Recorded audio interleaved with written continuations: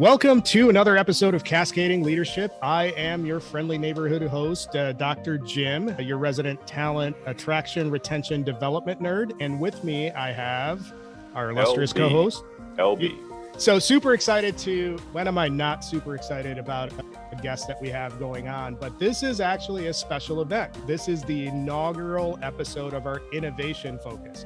So in these series of shows, we are going to be spotlighting industry disruptors and innovators who are coming in and upending the apple cart of how business has always been done or has typically been done. So I'm super pumped to have our featured guest. Drum roll, please. You're the drum roll guy. That's not a good drum roll. So Omar, super pumped to have you on the show. Tell us a little bit about yourself. Omar, as greatly introduced by the guys here, co-founder of TrainYo. We are a relatively new startup in the UK, now expanding to the US and across the world. And ultimately, we are trying to get people from all backgrounds into the tech sector and change education as we know it. I have a special place in my heart for startups. I've always worked in either startup or turnaround organization, and LB has been in similar setups where he's typically been involved in turnaround operations. So this is going to be a great conversation, and we'll get into some pretty significant details about TrainYo in general and how TrainYo is looking to change the game when it comes to e-learning and training and breaking into SaaS. So it's going to be a great conversation. So with that being said, I want to set the stage a little bit. So you're a co-founder of TrainYo. That's what you're doing right now, and you're doing some really innovative things. But I want to wind the clock back and talk a little bit more about how you got here. So tell us your journey. Give us a feel for what that was like. I grew up in the UK, probably the second city, Birmingham, 2 hours north of London.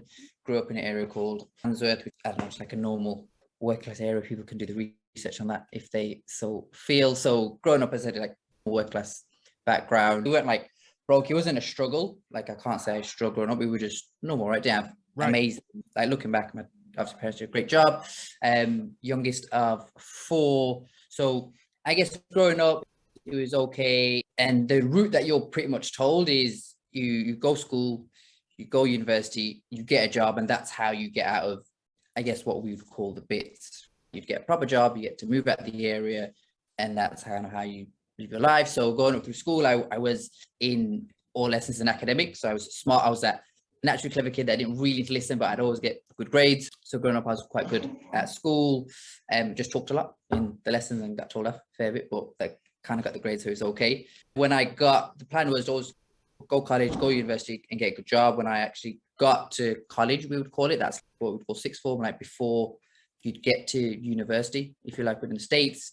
So things happened, life got flipped, turned upside down for me. There's a lot of things that happened and took me off the track a little bit, deciding not to go to university. And that's where I saw how life changes when you don't go down the traditional route.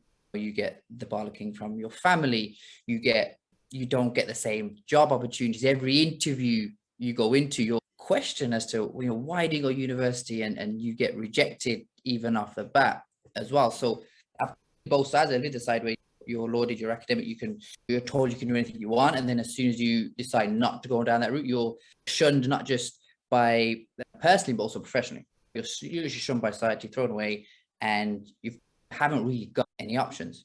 So that was a big shock at the time. Realistically, like me, I was always money motivated, and so I was always money. I always wanted to make money. So I fell into sales because that was the only job that kind of took me. I did a little bit of door-to-door before I went to university. I actually went to university for a year, realized it wasn't for me. I didn't even go. I just went because we used to get like student grants, student loans. So I got the money, chilled, don't know what I did, decided I wasn't going to go and do it. And that's when you get the backlash from everyone. And realistically, I was looking at my options, and sales was pretty much the only thing I could do. It was either sales or an apprenticeship. I did a bit of sales.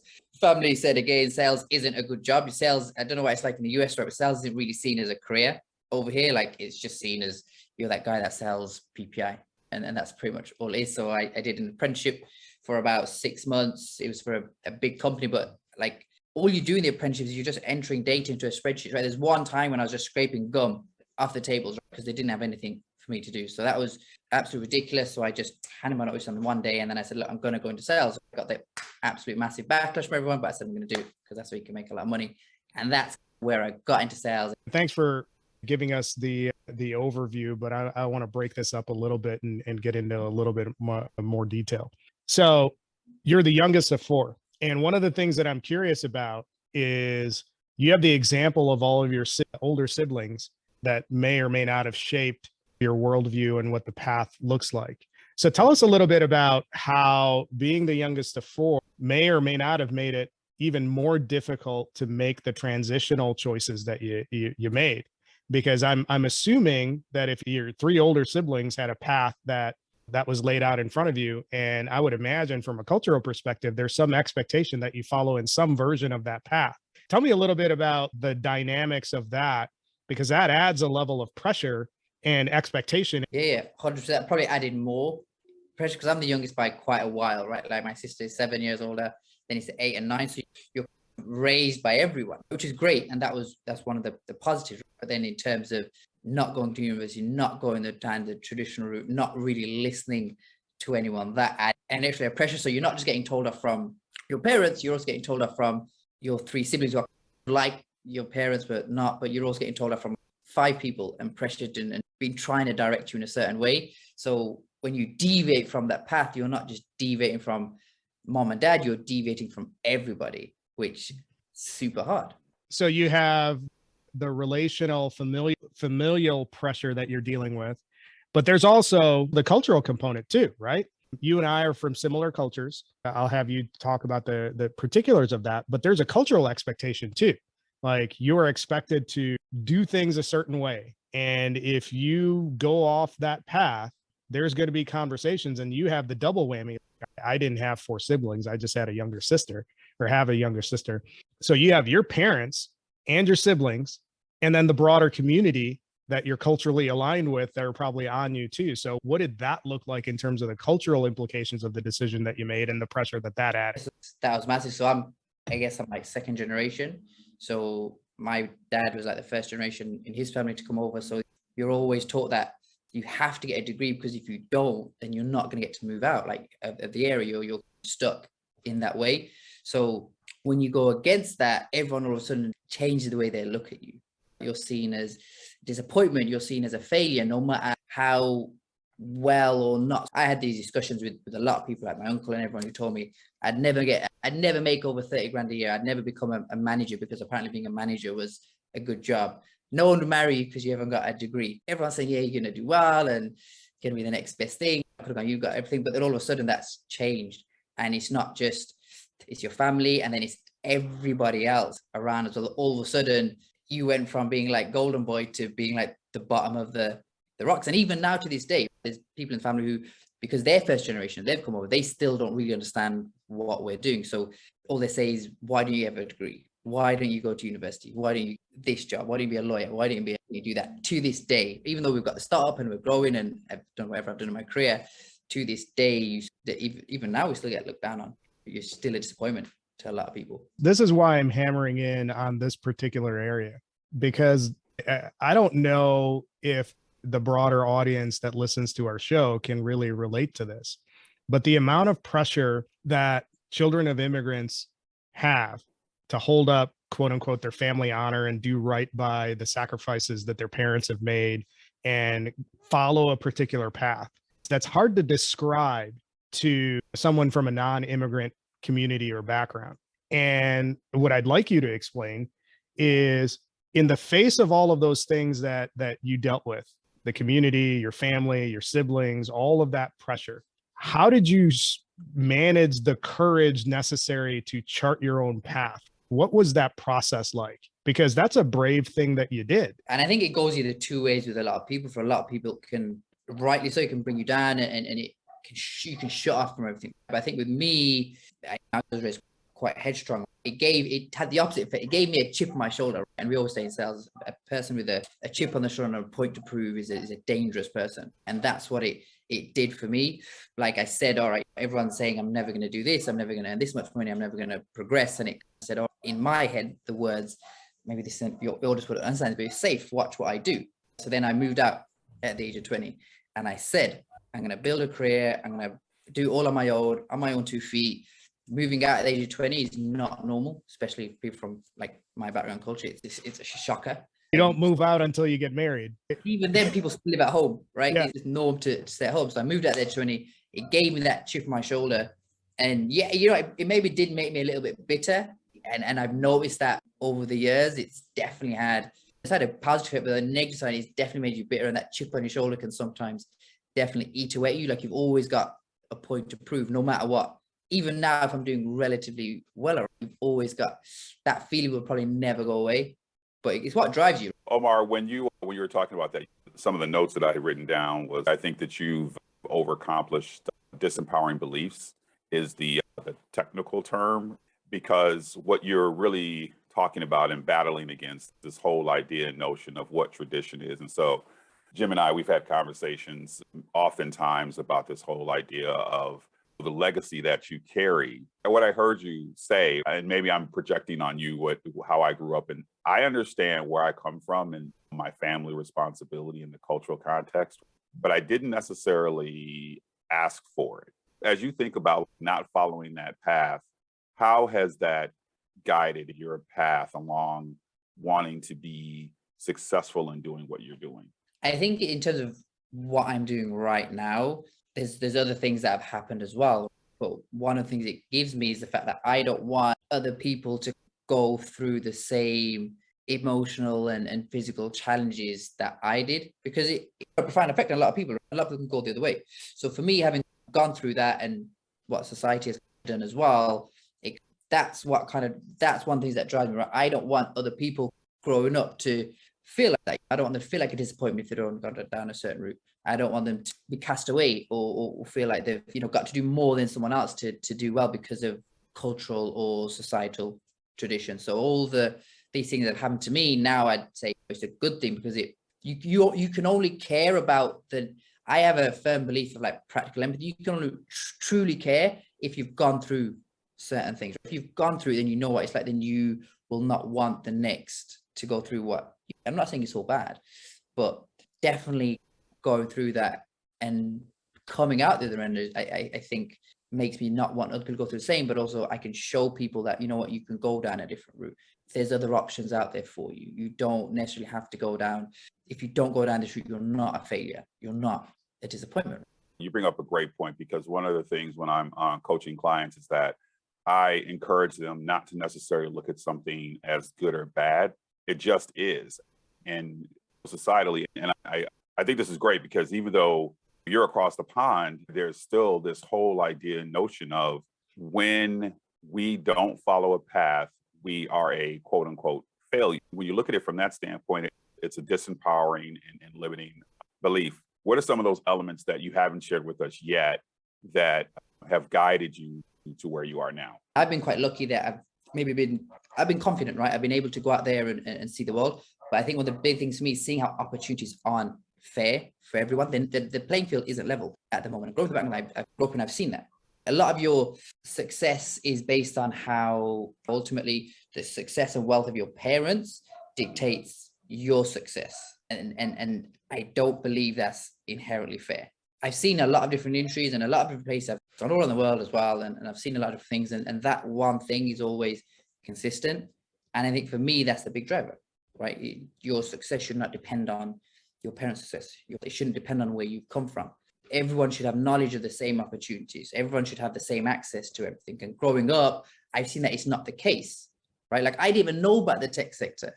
No one came to me and told me about technology. It was pure fluke I found out about. And if I don't know about it, and I am quite switched on about careers, and I do go out and search these things, then what about the rest of the population? You're spot on. So just to clarify for you, you hit the ball out of the park. I think to make that phrase friendly for our European audiences, you put it in the back of the old onion bag. Okay. That's a soccer reference. That's what one of the commentators says when you score a goal. You put it in the back of the old onion bag. That is hilarious. So we are all learning together today. That's funny. But the other part that you touched on, Omar, is that I think the inverse of this really is that when you think about the whole idea of everyone's been talking about the Great Resignation, the impacts of what COVID has done to humanity, I would hope, right, that we are following your path, that we're hitting a reset, that we're no longer saying that you have to be defined because that you go down a defined path, or that you go down the path of what your parents' expectations are. And conversely, that it's okay to make that decision, and we shouldn't live into this whole idea, like what you were saying. Whatever my parents have done, whatever that influence has been, that is how some people succeed. And if you don't have that advantage, and it is an advantage, then you may not necessarily be able to move as far as you would like to. But I think that it's a powerful statement. So to clarify, your motivator was not knowing about the tech space. And as opposed to being, what some of us do is that we get that information and we lock it in and we rock out to get that success. You decided, I'm actually going to share that ability with others, and that being the impetus behind your company. Yeah, when you find about the tech space, you find out the money you can earn, the different types of roles out there as well. Like, I've been trying to do it maybe for 4 years. I've seen the huge lack of awareness. I've seen even the bias and challenge to get into the space as well. 4 years ago is a lot different. I think now people are talking about it a lot. Whether they're doing anything about it is another question. My vision is I want everyone in the world to know about the tech sector. I want to touch every portion. I want everyone to have the same access to the same opportunities.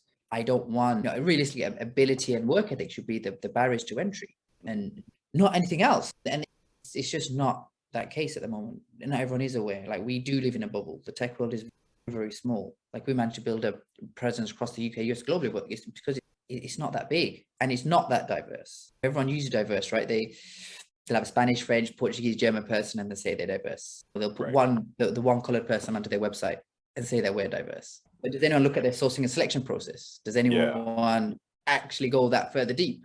How can you be inclusive if everyone's the same? What's the point? Omar, you're definitely onto something. I was just sharing with Jim before we started that I read an article this morning that was talking about exactly what you said. Having one person for each group and throwing up a couple of pictures is not diversity, right? There's a couple things in that conversation that I think is worth pulling out. So you obviously had a personal experience where you just fell into tech and you discovered what that opens up. And then that started you thinking about, I just fell into this by accident. So that flipped the light switch for you as far as, hey, there's an opportunity here for me to impact the lives of so many people, to help them navigate some of the challenges that I navigated just through will. Maybe I can shortcut that way for them. But in your process of thinking up a business model or thinking up a company model, what were the problems that you saw in addition to awareness and access about getting into the tech sector, training for the tech sector, whether it's as a technical employee or as a sales employee? What were the other things that you saw that were problematic? So apart from awareness, the big thing was actually the biases on the recruitment side of things. So I think me and Sunil are both quite unique. We've worked like on all spectrums. If you like, worked on the recruitment side, we've tried to get into the tech sector as a candidate, and then we've been on the thing when you're interviewing and hiring. And the big challenge is the inherent biases in the process. So for example, for an entry-level sales position, right, you have to have a degree, right? People say degree or equivalent experience. That is one of the biggest barriers to entry for an entry-level tech sales position. And that is ultimately what people look for. And this is a problem. And this is what no one really speaks about. Because the company, and I've worked on the recruiter side, so I'm saying things that are real. People just don't want to admit it. Yep. Companies are looking for people with degrees.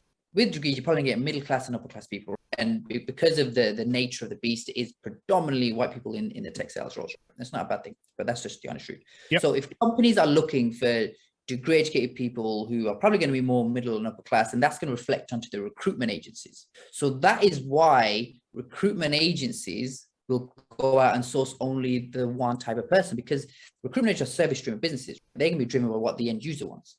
So if they know the end user is going to take a certain type of person, they're going to go out and recruit that certain type of person. Same with the internal recruitment people as well. It's not because they're racist or they're bad people or anything. They're just going to follow the money trail. So if they have to go out and find people, they're going to find those degree people who speak in a certain way and look in a certain, because that's where they know the money's going to come from for them. And the same with the internal recruiters. They know that they're going to hit their quotas and their numbers if they get a certain type of person. And that's just down to what companies are hiring for. And the reason why, and this is going maybe further deeper down the line, but the reason why companies are looking for that stuff is because typically you've got founders at the top who are, I think there's a stat from the DWP, right, who are of a certain type of person. They hire people like them, that then fill into people like them. And so it's a cycle, right? So until someone comes out and talks about it and actively addresses it, but also starts to get people from different backgrounds to get into the techs and become founders, that cycle will never change. And it doesn't change overnight. You can't create leaders at the top from different backgrounds overnight. You've got to start talking about, get them in at the start, change the thought process of the hiring managers, get them to change the thought process of the agencies, because the hiring managers change and agencies will change because the money flow will be different now. Those are fantastic points. So Omar, just to recap where we're at, because I'm a big context guy. So you've talked about when it comes to working in the tech sector or tech sales sector, there's an awareness barrier that you're dealing with. There's an access barrier that you're dealing with. You just talked about a structural barrier, both on the client side and also on the staffing and recruiting side. But there's also other barriers that are in place in terms of companies that exist that are designed to solve the problem, or at least say that they're designed to solve the problem in terms of solving these three different sets of barriers. What did you notice about those particular entities in the marketplace that prompted you to launch TrainYo as an alternative? So I think we saw this model in the US quite a lot. There's a lot of companies that say they're going to get people from different backgrounds into tech, and that's their mission. They're going to train them for free. But ultimately what we saw a lot of them doing was they were charging people, right? So they were getting people, they were training them, and ultimately taking off a huge chunk of their first year income, not just a salary, but it's on as well typically. So what you're doing is you're getting people who are already in disadvantaged situations, you're putting them through a program, and then you're getting their job, but then you're putting them, continuing to keep them in that dark situation. How long is that going to take you to get out there? So we always said our model is going to be completely different. Like, you imagine coming to a 20-year-old Omar and telling me, I'm going to get you a job, but you're going to have to pay me 30 grand once you're done. Like, I'm broke and you're going to make me more broke going out. How am I to live? How am I to pay my bills and my rent? Like, you're just in an even more sticky situation. So we always said we were going to do things completely differently.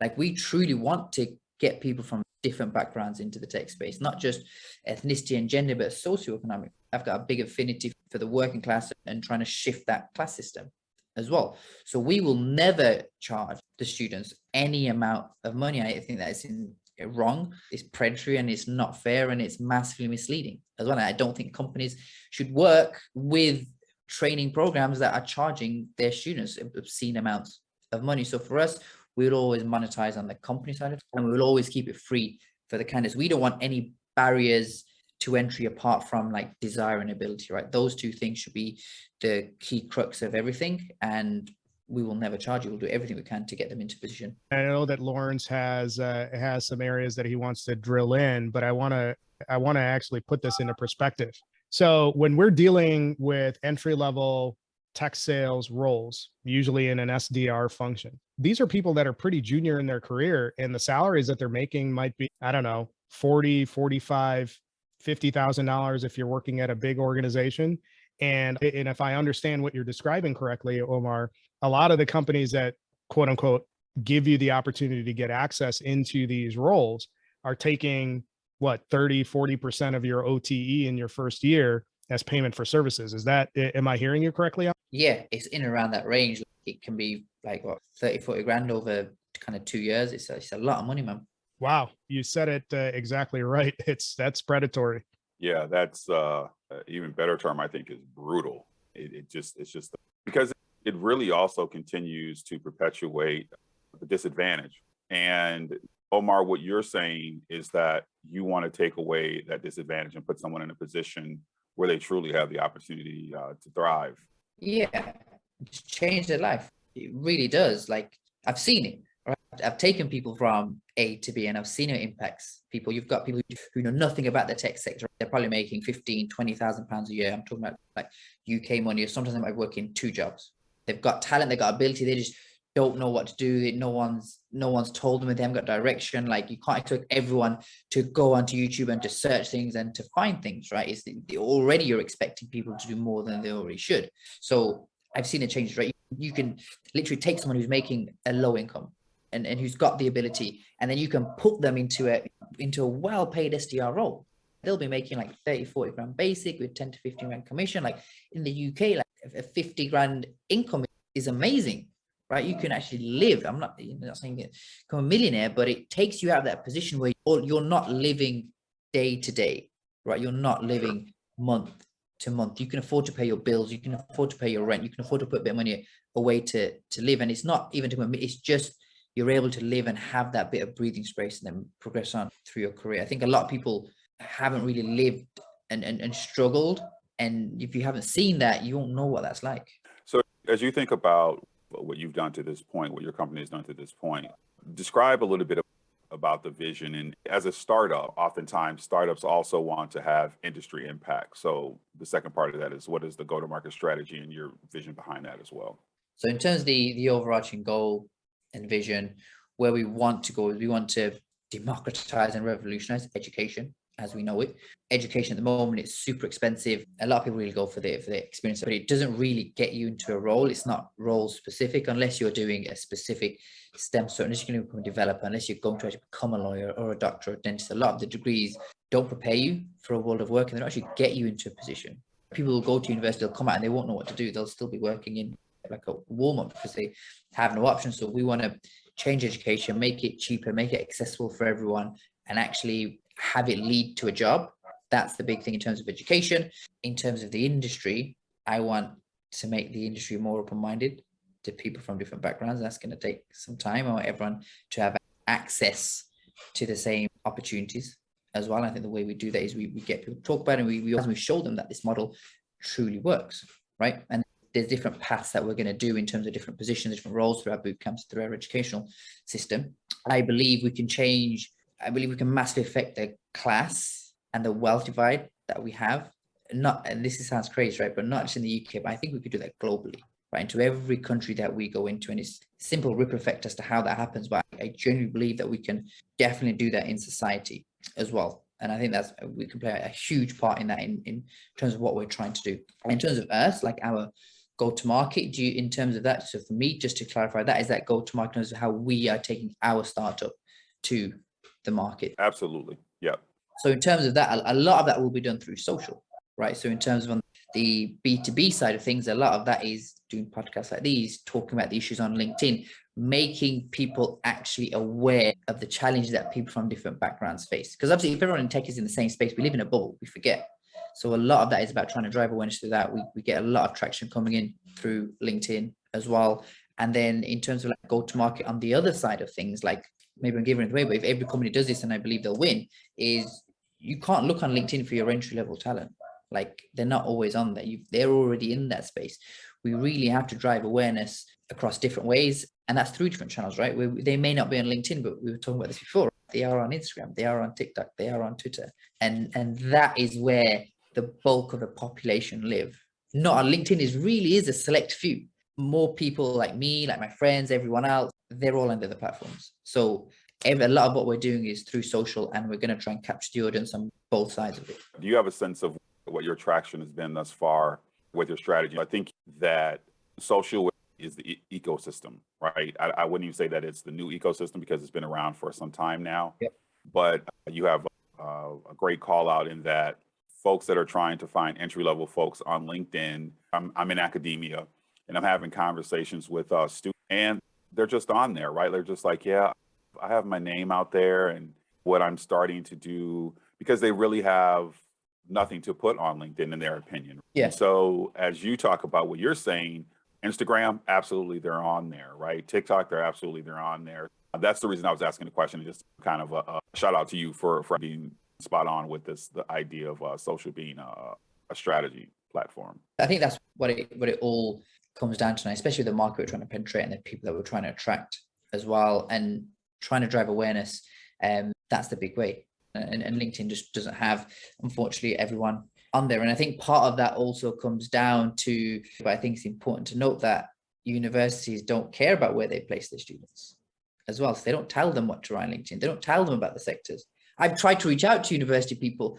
I've had people in universities try and go to their placement advisor, and they're just not bothered, right? The system at the moment placement at universities and also placement in what we would call job centers, or I think you guys might call welfare offices. Neither of those institutions are set up to actually get people back into work as well, or get people into the right kinds of opportunities. I'm smiling because from an academic standpoint, and I'm new to academia, right? So I came from the corporate sector and went into academia.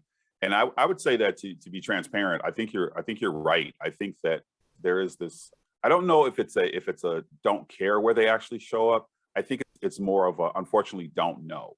And sometimes it's because the skill sets are very different, right? So in the academic world, it's more around theory. And as universities start to understand that in order to make this impact that you need for your students, they have to be aware, meaning the universities have to be aware of these avenues. We're doing some of the things that we've done for the last 100 years, and trying to get people to change that mindset is really the challenge. How did you think all that through? Give me an example of what it was like when you reached out to somebody at university, what the impact was, because I want you to talk about this so that people can hear that experience.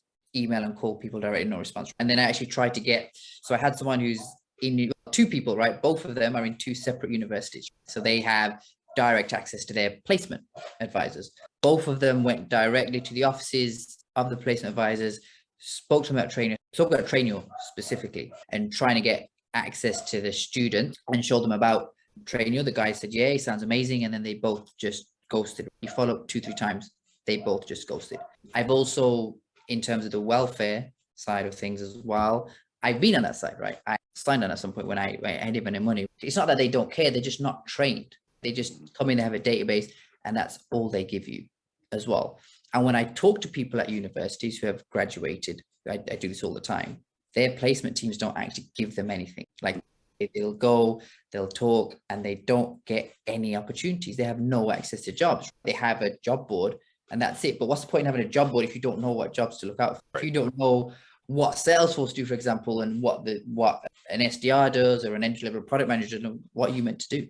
So my question to you on that side is, do you feel that universities should invest more on the back end side of things and the post-placement side of things, and not invest in terms of systems and stuff, but invest in their people and get better qualified people who know about the different avenues and who actually give a damn, and invest more in on that side of things? Like I feel in the UK they do, but you're in academia more than me. I would say that one of the things that's interesting is that many universities have licenses for LinkedIn, for example. Right? Yeah. But you actually made a point that I think that, again, is that are the entry-level folks that are on there? Maybe perhaps not, but the universities that have these relationships with LinkedIn have the ability to create that entry-level opportunity for their students. So the universities have to leverage LinkedIn as a part of their learning platform, or whichever they choose, right? So I plug only LinkedIn, but I know that LinkedIn has this. And so when LinkedIn, and what they do is they're leveraging LinkedIn Learning, and they're using that as the tool to, one, introduce their students to LinkedIn, but all of the content that's on there, that gives them the ability to learn some of these things. I think that the next part of it, though, is actually putting the ball back in your court from a tennis reference standpoint, is that this is where your organization really can help. So I'm hoping, and that's why I'm teasing this out, that I'm hoping that academics are listening, that institutions are listening, because it is a great opportunity for them to partner with your organization to help guide that. Because sometimes it's also this, you can help that strategy, building the strategy for those organizations, right? So that's a sales opportunity for you, but really it's an advantage for the universities as well to be able to help their students and help I think the other part of your question was that those of us that work there also are familiar with these platforms and are familiar with companies such as yours to give advantages to the students. Because we all do really, in fact, want our students to like that. That's one of my things. Jim can share with you that we're working on some stuff right now. We're bringing him in as an industry professional, specifically in the world of recruiting, is going to advantage my students. One of the things that I want to make clear is that each of us has stories about we've approached guidance counselors or people in positions of power for advice on career journeys. It's come up several times in the episodes that we've done. Omar, to your point, it's not, I think that the structural issue there is not an issue of not caring. I think you don't know what you don't know on two sides of the table, and that creates a problem. On the guidance counselor side, or on the university or educator side, somebody asks a question and they're responding to the question, but they're not asking the next question. So somebody in my position who doesn't know how to navigate this would go to a counselor and ask them, what do you think about this? And they'll give a cursory or a high level answer and point to some resources. But the underlying question that I'm asking is, how do I figure this out? Can you help me figure out which direction I should go?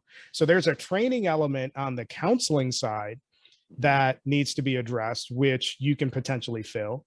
And counselors also have to understand that when their students or their, soon to be graduates or whatever are coming with these sorts of questions, you can't camp out on the assumption or on the side that this person has a direct linkage between the question that they're asking and the answer that you're giving them. You have to take them through the journey of here's where your options are and point out all of those options. Because 90% of the time, the person asking the question is going to have maybe one option in mind. And the key gap that needs to be closed is the wide range of options that are available. And that's, I think, where the gap is to your example of being at a job center where a counselor will just give you a bunch of resources. Do I know how to access those resources? Do I know how to navigate it? How do I find out more about what these resources mean? It's really a transformative exercise. And that's what caught my attention when I initially reached out to you about what TrainYo is doing. And I think that's like, everybody wants to change the world. I commend you for that worldview, because at a certain level, that's the reason why LB and I launched the show, is to impact our version of what changing the world looks like. And with what TrainYo is doing, there's an opportunity to change the lives of people that don't have access to these sort of jobs.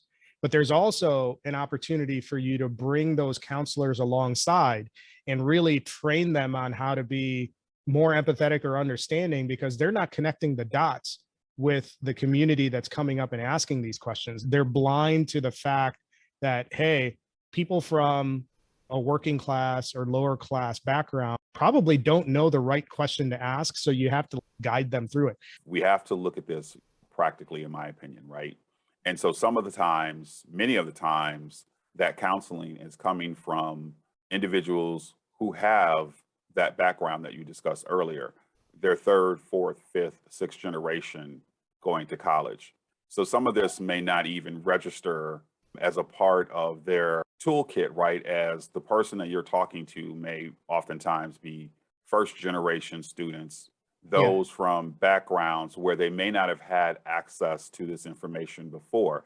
And so to Jim's point, spot on, is it's exactly that disconnect that won't be closed until someone brings that awareness.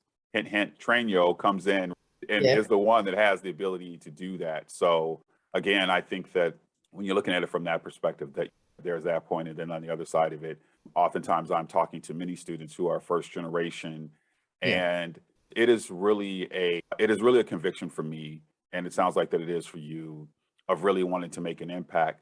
But sometimes what Jim is saying, you even have to take a step back further to explain to them what they're asking, because they don't necessarily know what they're asking.